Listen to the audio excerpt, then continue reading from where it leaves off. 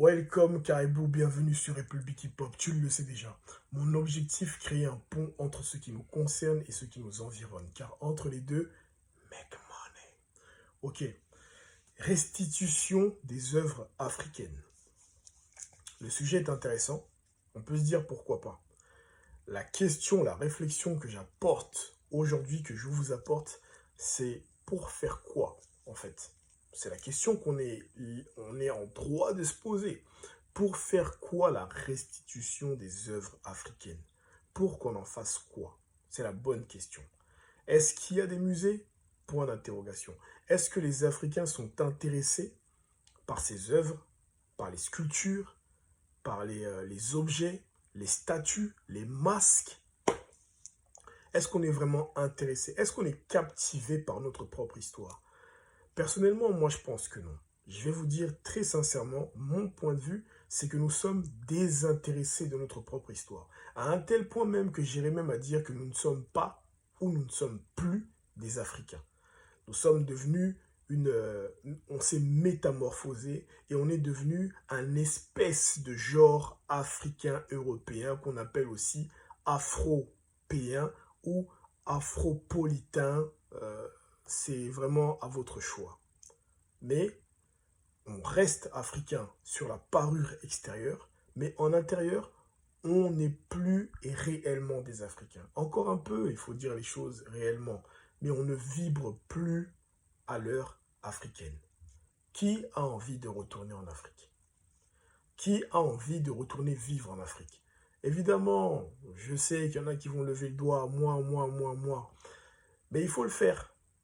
Pourquoi ne pas le faire? Il y a des raisons, effectivement, on a toujours des excuses, et ci et ça, et les enfants, et la maison, et le travail, et ceci et cela. Ok, tout le monde peut prétexter, tout le monde peut avoir des raisons ou des objections ou des objectifs à réaliser avant de retourner en Afrique. Ne serait-ce que même pour un simple voyage. Tout le monde a des raisons.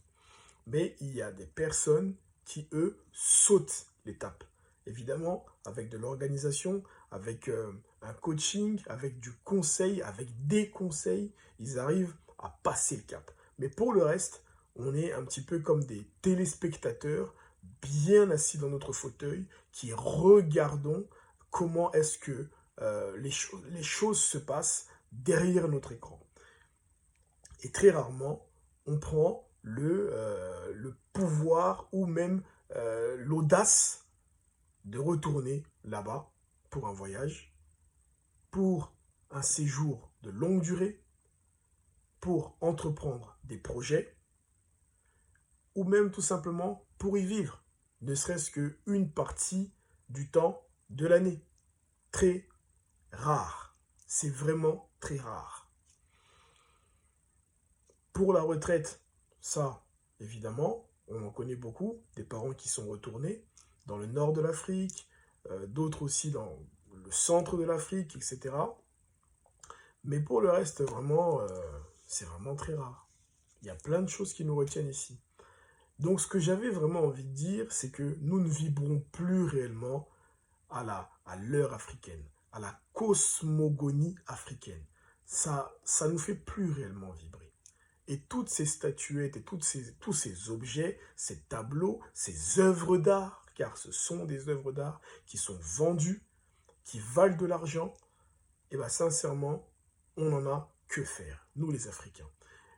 Je sais qu'il y a toujours une minorité de personnes qui font le pas, mais pour le reste, c'est une majorité qui est désintéressée. Alors il y a une question qu'on peut se poser. Comment faire justement pour se réintéresser à notre art, à notre créativité qu'on a considéré comme de la sorcellerie, grâce peut-être à des missionnaires qui nous ont informés ou qui nous ont désinformés sur notre propre connaissance, sur nos propres ressources. Ils nous ont désinformés sur nos propres ressources.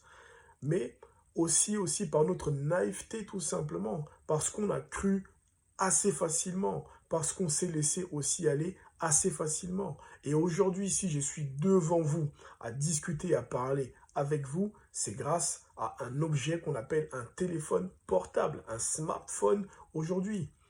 Et pour autant, on avait, dans les temps anciens, en Afrique, une manière de communiquer avec des objets qui étaient reliés à des fils ou même encore des choses encore plus étranges que ça pour communiquer avec des personnes à des kilomètres. À des kilomètres. Mais ça paraît invraisemblable aujourd'hui. Ça paraît même irréel pour certaines personnes. Et pour autant, c'est la vérité. Dans les musées, on peut les retrouver. Dans les musées un petit peu partout, on peut retrouver justement ces éléments, ces histoires, ces objets justement qui ont servi à la communication à longue distance. Mais nous, descendants africains, qu'est-ce que nous faisons de cette richesse? On en fait quoi? Est-ce qu'on s'en sert? Est-ce qu'on la développe? Ou est-ce qu'on regarde d'autres personnes s'en servir? À ce sujet, on peut aussi se poser la question de quoi faire de nos richesses minières. Qu'est-ce qu'on pourrait bien faire de nos richesses minières? Très sincèrement, à part les vendre, à part être vendu, être exploité, être transformé, être développé à l'étranger. À quoi réellement nous serviraient ces matières premières? Alors, aujourd'hui, on sait à quoi est-ce qu'ils servent. Mais est-ce que nous avons les capacités ou est-ce que nous nous donnons les moyens de nous former pour pouvoir justement les utiliser, pour pouvoir les exploiter et non plus les vendre et très souvent les vendre au rabais.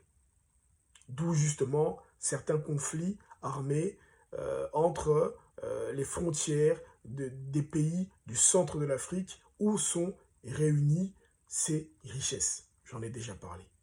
Si on ne sait pas s'en servir, si on ne sait pas exploiter nos richesses, si on ne sait pas les développer ou les transformer, certainement il y a de la mauvaise volonté qui vient en fait des personnes qui sont en face de nous. Mais nous-mêmes, où est-ce qu'on se place? Comment est-ce qu'on se regarde dans la glace? Et comment est-ce qu'on prend aussi des décisions pour changer les choses? Alors la restitution des œuvres africaines, pour en faire quoi? Parce que nous catégorisons ces objets, ces éléments, comme des objets sataniques issus d'une forme, entre guillemets, de sorcellerie. C'est réellement comme ça qu'on définit la chose. Certaines personnes diront, parle pour toi, parle pas pour moi. Mais moi, je dis ce que je pense et je crois que une majorité d'Africains est totalement désintéressée de ces objets-là.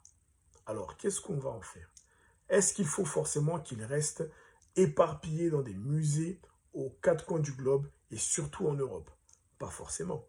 Il faudrait que la majorité ou une partie de ces éléments soient rapatriés en Afrique pour que cela puisse faire justement l'épanouissement, la curiosité, alimenter